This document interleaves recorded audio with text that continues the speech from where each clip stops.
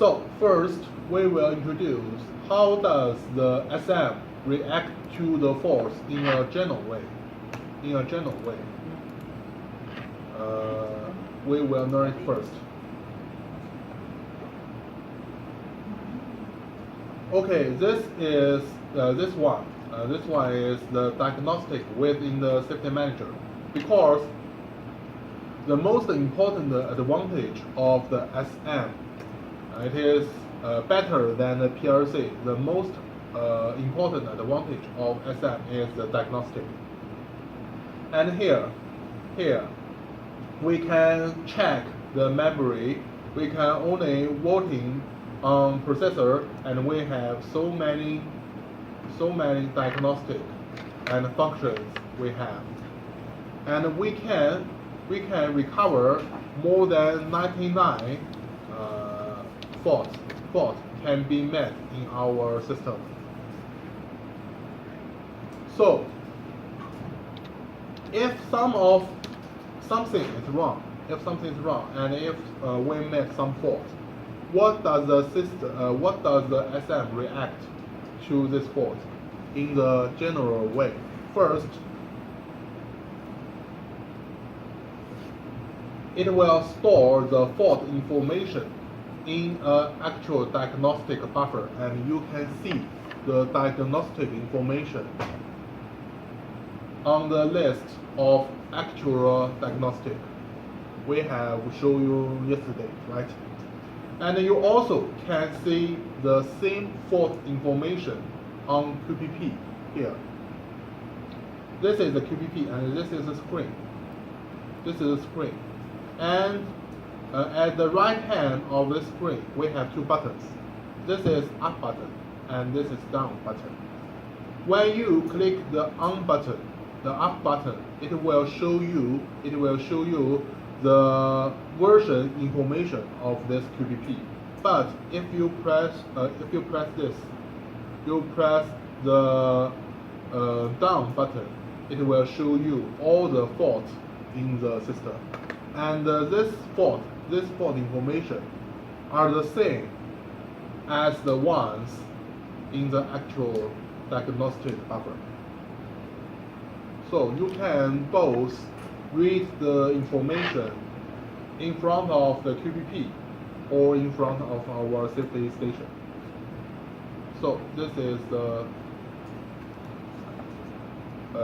the journal fault reaction, and it means all the faults you met, our system will have this two action.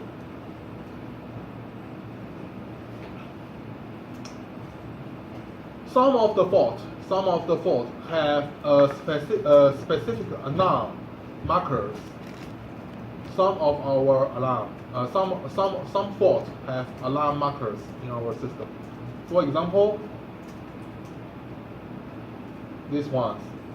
For example, this is what maybe fault in CP, and this is what maybe input AIODI channel have some faults, and clock source timeout. Maybe you can't communicate with the first clock source, and all these are markers, and they are system points. They are DI system points, and you can use this point. And normally, all this DI point, all this system DI point stays logical 1 normally. And when the fault happens, the marker, the point will get into logical 0, will give you a 0. So some of the faults have the alarm marker, and if we meet this kind of fault, the alarm marker maybe go to logical 0. And some other, if the fault is critical for safety, some components of our system will be isolated. For example, this picture. For example, this picture. If this is short circuit, if this is short circuit, if this is short circuit, and our system may isolate this channel by deionize this one, transistor. So it can isolate one channel by using the second means of this SMOD. So if the fault is critical for safety, it will be isolated. And we will discuss this later about the I/O module fault direction. Because the I/O module is very important, and we always make faults from I/O modules. So we will discuss this later. Second question: how can the user influence the fault direction? What can you do? What can you do to influence the fault direction? What configure you can do to set what movement from the fault direction? A few things you can do, not many. You can only just change these 3 settings to influence the fault direction. You can only have 3 settings to change the to influence the fault direction. First, here you can set the temperature limits for the controller or remote I/Os, and you can see there are 4 limits here. These 2 are, one is high alarm, and this is high shutdown. This is low alarm, and this is low shutdown. That means when the temperature of controller in this range, our system can work normally. But when the temperature is higher than the high alarm or lower than the low alarm, our system will give you an alarm, which is the marker. We have the marker, the system point. The marker will get into logic 0. I will show that to you. We can see the point and the system point. This is all the system points, and we can find the temperature marker. This one is what? Temperature low alarm.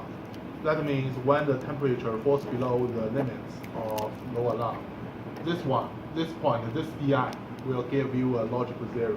And we also have the temperature high alarm.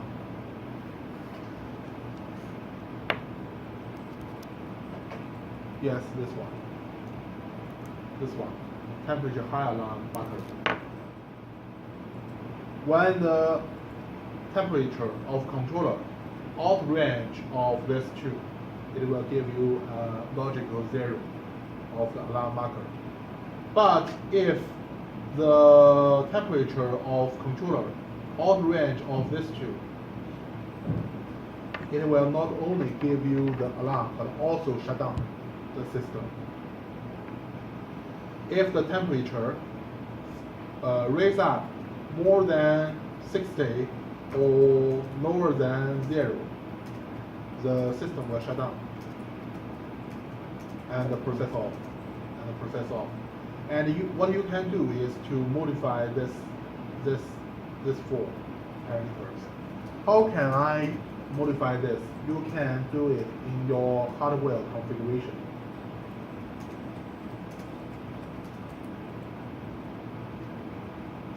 So this is hardware configuration, right?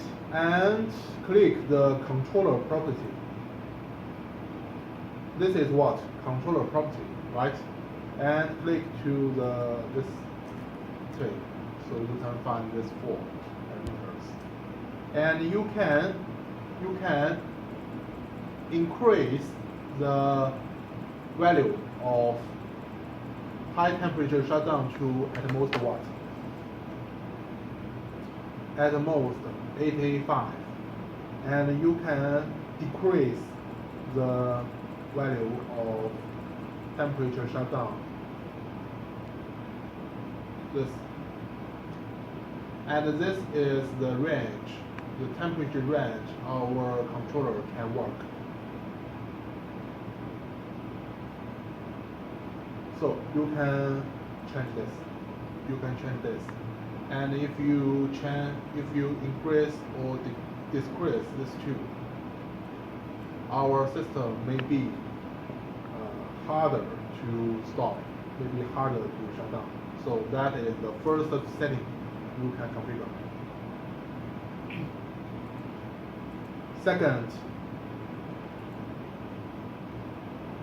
The second is the repair time.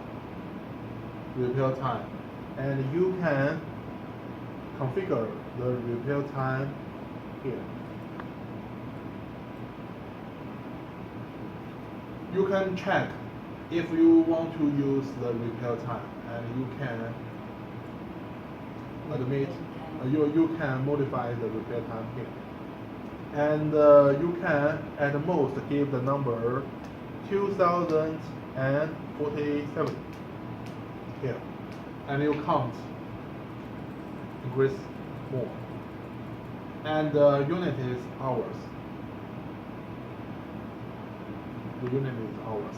So what does this mean? When some of your very important components broken, for example the DO, some of the DO broken, and our controller will start this timer. Will start this timer. And if you set the timer 200 hours, the timer will discount the time until it's to 0. In the duration of the repair time, you must replace the broken card. You must replace the broken card. After you replace that, you need to reset. And our system will check the new card is okay or not. If it is okay, the repair time will be stopped and disappear. But if it is not okay, maybe you place another one and the other one is also broken, and the time will come down until 0. And when the time comes down to the 0, our system will shut down. So that is the repair time. Once some of your output module broken, our system will start the repair timer and come down to 0. It will stop. Even though we have a redundant, right? We will introduce later. So you just understand what is the timer for is okay, and what situation this repair timer will start, we will talk about later. So that is the second you can configure. Okay, third.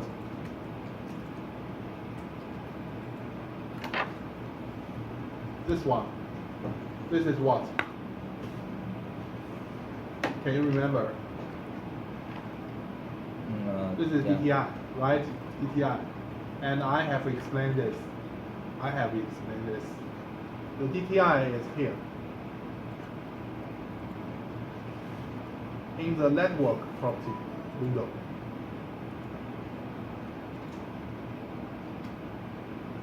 In the network property window, and this is DTI. Your cycle time should be shorter than the DTI, and you can modify the value of DTI. So that is the third.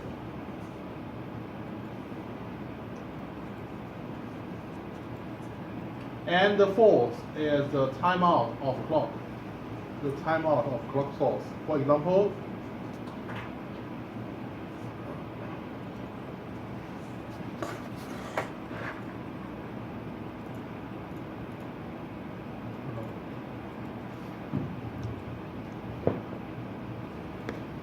you can change it here. You can change it here. The timeout of clock source. That means when we set the clock list of the control module, of the control processor, when we set the list of clock source, there can be at most three. There can be at most three different clock source on the list. And our system will synchronize the the time information from number one. Our system will synchronize the time information from number one. And if we lost the communication with the first clock source, we will wait. We will wait until what? We will wait until the timeout time is up. So if this is 26 hours, and we have the server or other, maybe the first name of the on this list, we will first synchronize the time information from this one. And if we lost the communication, we will wait for 26 hours. After that, we will synchronize the time information from the second clock source. So this is the fourth setting you can modify about the timeout, the clock source timeout. Why do your system shut down when you lost the clock source? Because SM still is out. Yes. All the control system will have its own timer, but in our factory, we need to connect with. We need to connect all the control system. What? To the time server. Yes, because if you have the factory and your factory may have different plants and the different plants controlled by different control system, and maybe you want to have the alarm or event or something like that, and all this information have the timer mark, and you want to all the control system have the same time, right? So this is why we should use the clock source instead of our own time information. And what happened is what happened during the 26 hours if It will try again and again, and it will use the older time information. during Because if you have the clock source every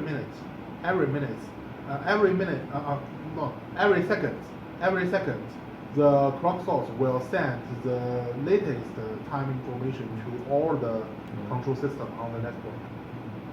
I mean, And if you have lost, our control system will wait. And during the wait, we will use the old time information, the last one. during 26 hours. Yes. And after that, it will After change. that, it will swap to the second, and it will abandon the number one. Của the timer And maybe nó không có later, trồng tắt. maybe later, the number one can communicate with us, but we will use the second. Ủa, quán We nào lost này the cái gì xuất đau? connection. Không phải. Bạn Tức là Thành như- hỏi cái gì xuất đau? Thằng Thanh hỏi với cái timer, tức là trong mỗi PLC đều có một cái timer, Rồi thì mình có một cái như gọi là clock swap, như là bạn Thành nó hỏi Lost xuất đau shutdown. máy nữa. Just Không, use shutdown. the other Nếu time shutdown. information. Không xuất đau thì sẽ đang là chỉ số This em is phải vô not lý, about cái shutdown. thời gian nó quan trọng. Our system will not Bên shut down tạm ấy mà- because of the clock source. It will just abandon this one and find another one. It will not shut down factory. No. Just the timer, just the time of your system can be different. It will not shut down. Timer quan trọng đấy đó. Okay. So that is, and this one, the last one is this. communication timeout. Communication timeout. What is this? What is communication timeout? How can I set this? We can set it in the logic communication. For example, this. No.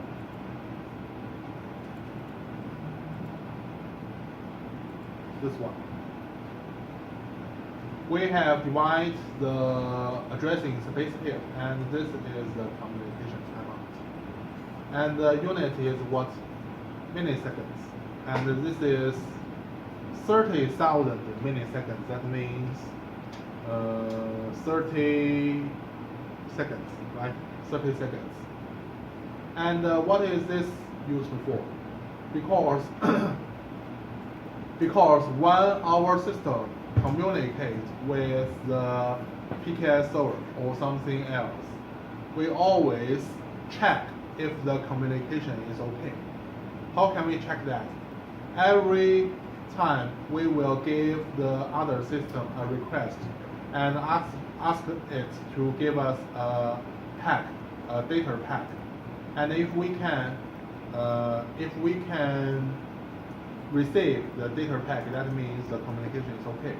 And if we give a request and wait more than this time, and we can't receive the time pack, the data pack, that means there is something wrong between in the communication. And you can set the time we wait. And when we found something wrong with our communication, we will set an alarm. The alarm marker will give logic 0. This alarm.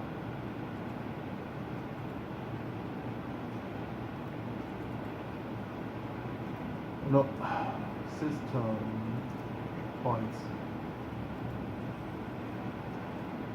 We have alarm about communication.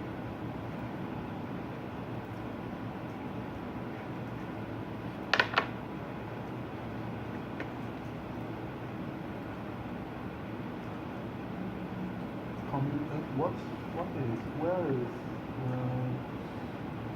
okay, this,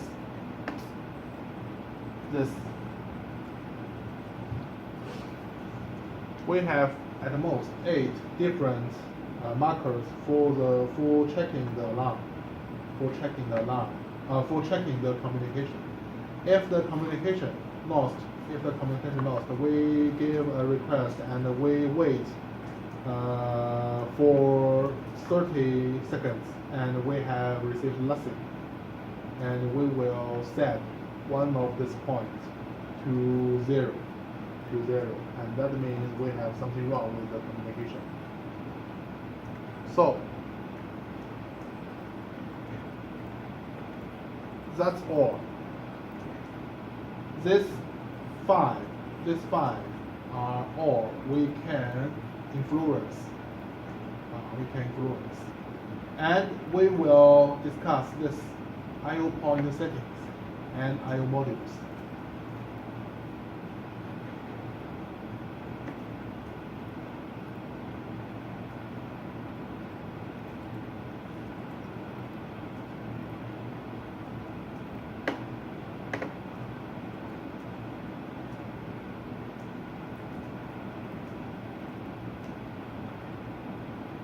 Okay.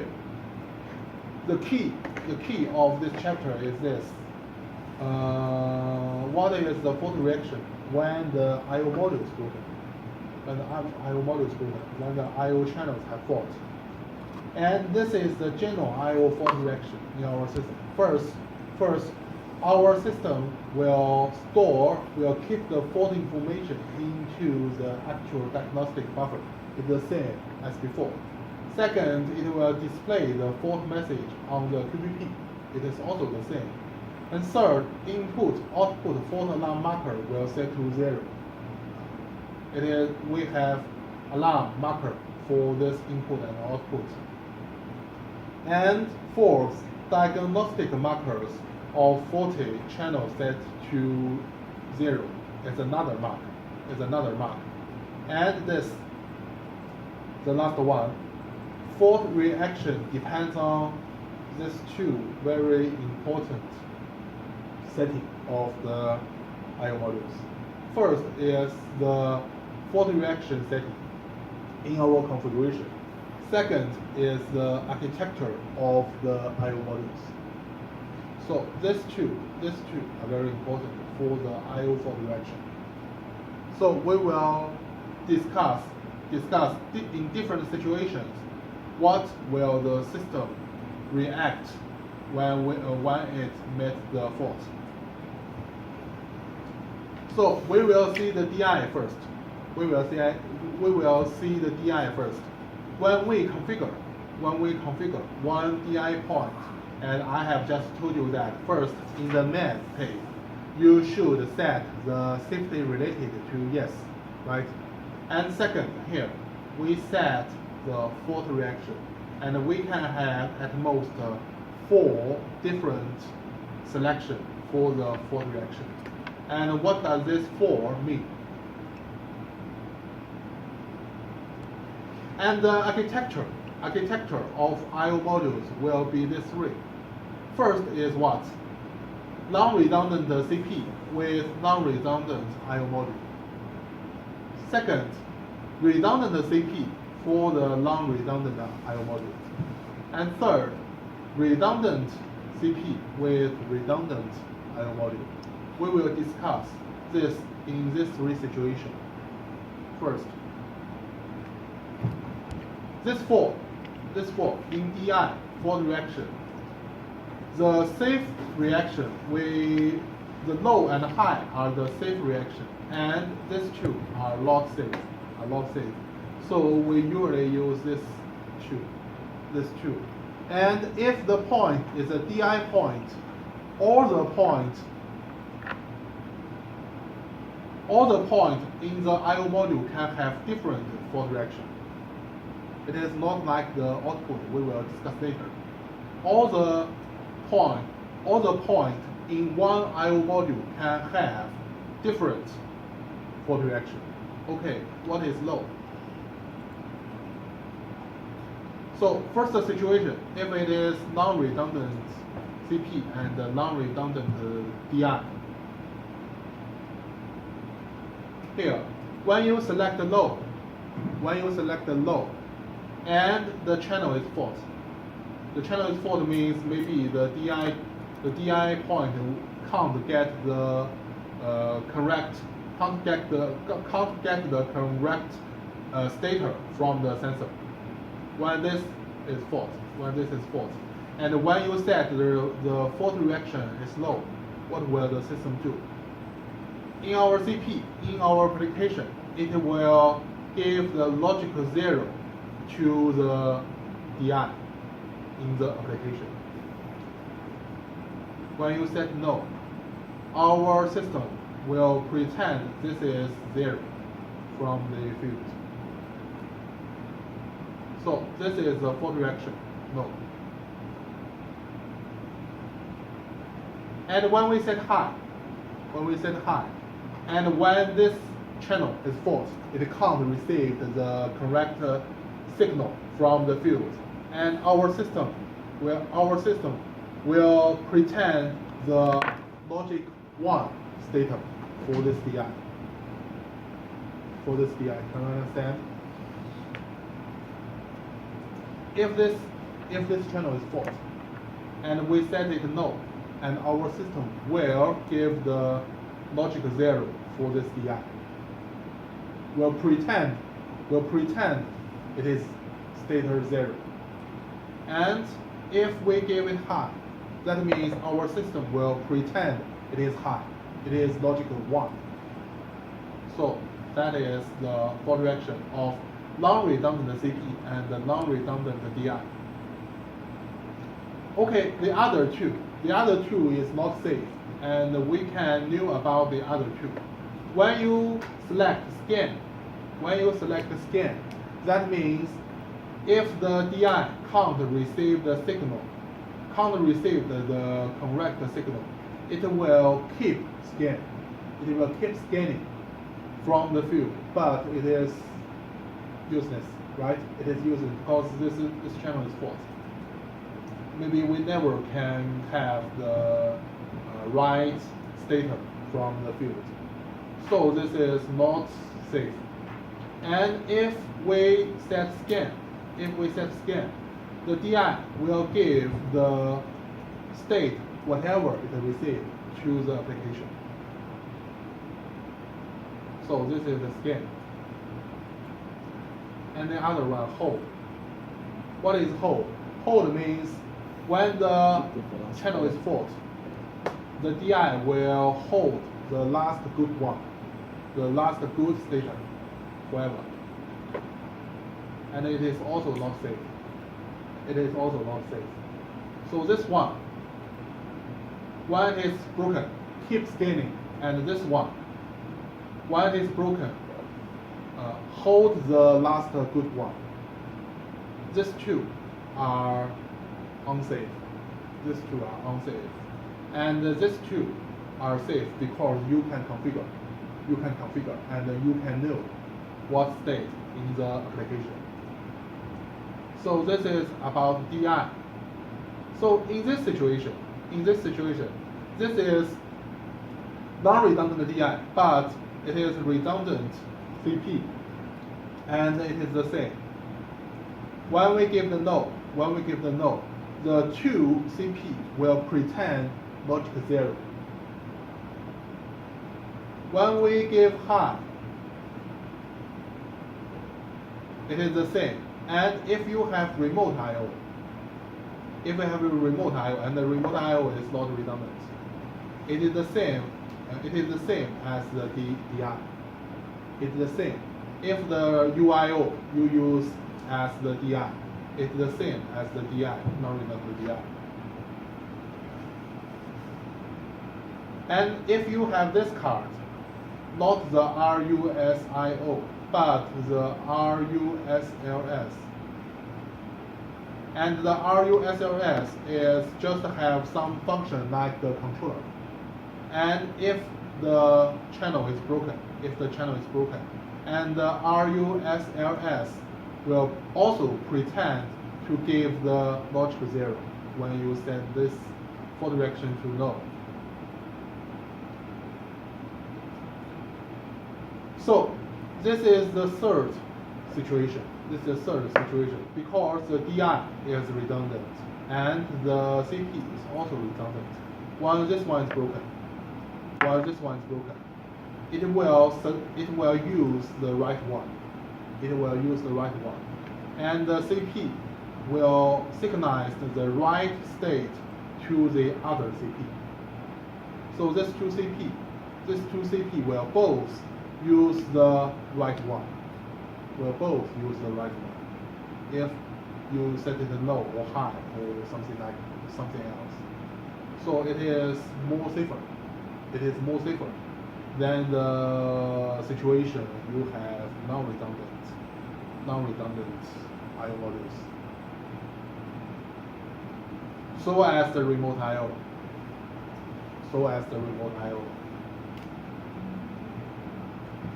And you can see this.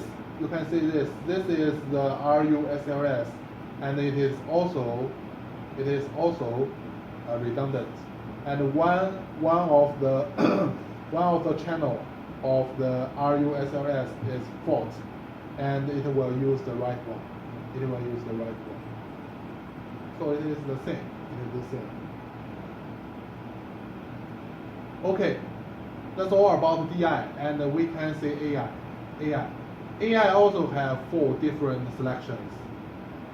These two, bottom scale and top scale, are the safe reaction, and the scan and hold are also not safe.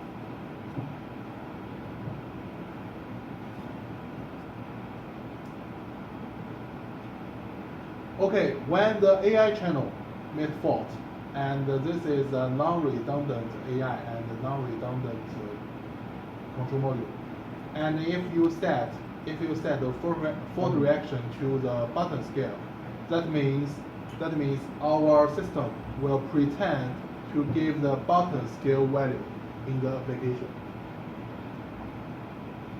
And if you set it to top scale, and our CP will give the top scale value. Will give the top scale value in the application. And the same as hold and scan. They are the same. Okay. The AI and the DI we have just finished, and the DO and the AO is more important than the input. We can see the DO first. The DO fault direction, you just only have two different options. First is low. That means power off. Logic 0. And second is application. Application means you will give a random stator to the field, and it is unsafe. Okay, first, when one of the DO channel broken, what will our system do? Okay, when this channel is broken, maybe this DO have how many? 8 different channels, right? And when you set no fault reaction, and when the channel is fault, what will our system do? Okay, when the channel is fault, our system will cut off all the channels in this IO module first. That means all the points in this DO module will power off the device, and the power off state is safe, right? So all the device associated with this DO module will power off, and our system will start the repair time timer. After that, after we power off this IO module, we will start the timer, the repair time, and count down. And not finished. After we cut this IO module off, and our system will check if all of these channels in this IO module has been powered off. We'll check this. If we check it is okay, all the channels has been powered off, and it will remain to count down the timer. But if the check is not confirmed, we want to cut off this, and we find we may have not cut off this. We have some problem with cut off this card. And what will our system do? Our system will cut all the output to power off, and maybe the plant will shut down. And we will still start remain the timer. So that is about non-redundant DO. Can you understand? Finally, it will cut off.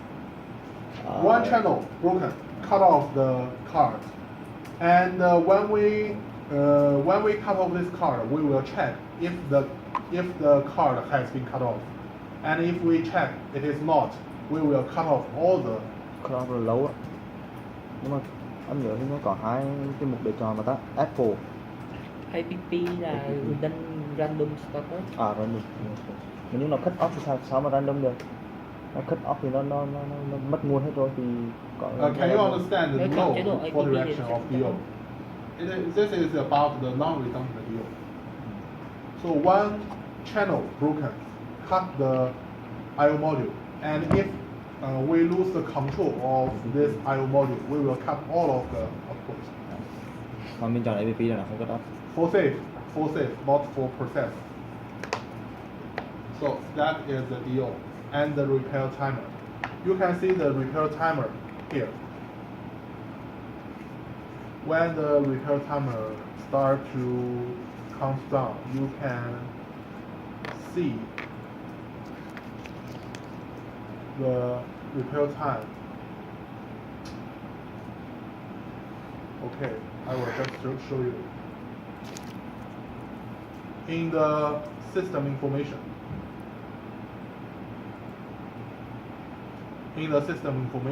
you can see the repair time. Normally it is high. It will appear when it begins to come down. And when one of our DO made some faults, and the system cut off this I/O module, it will start the timer, and the timer will appear in the system information. So that is the first situation. Non-redundant DO, and you set no.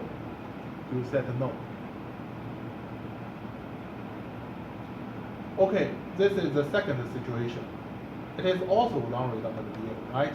It is also non-redundant DO, and it is the same. It is the same as this situation. First, the two controller will all cut off this I/O module, and check if it has been cut by our controller, and if it is not,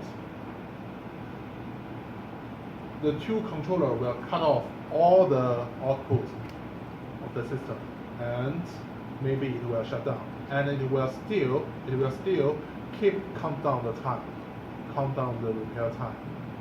So this is this situation, and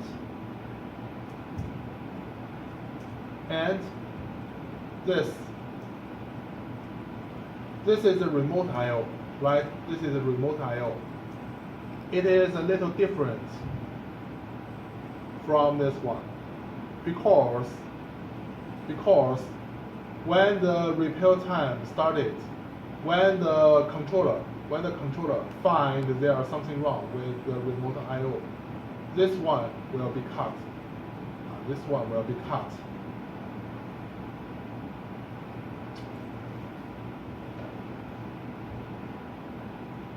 This one will be cut, and nothing else. That means our CP will not cut all of the local output because of this remote I/O. Just this one cut off. And you have this, right? So if one of the RUSIO has made some problem, it will only cut off this one card, and not all the system. So it is different. And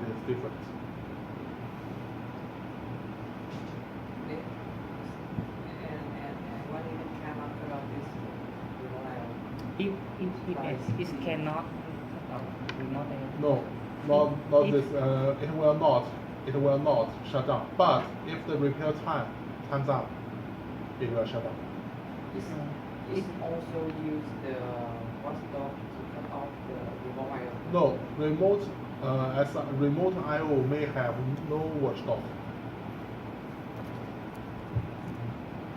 to my knowledge. And if this is broken, it just cut off this module, not all the system.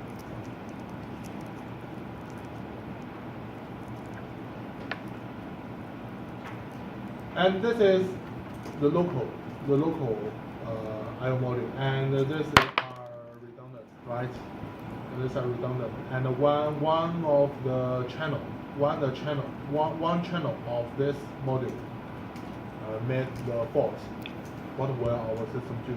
And if you set no as the fault reaction, first the CP2, if this is the broken one,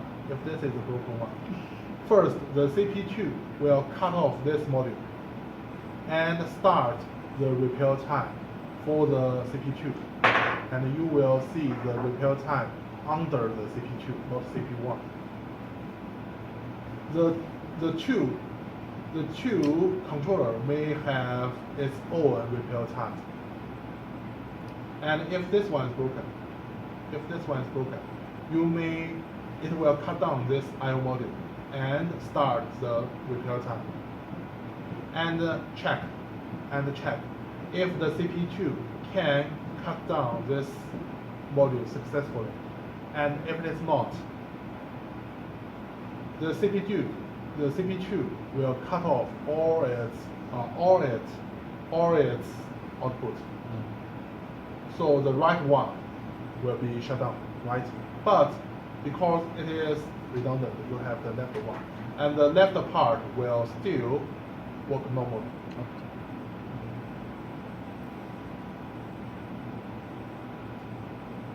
And if the remote I/O, it is the same as the DO. If this one is broken, and it will be hot and start the repair timer.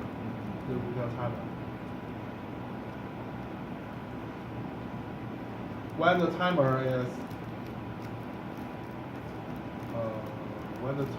expired, yes, this will be cut off, and the other module and the controller will still work. It will still work.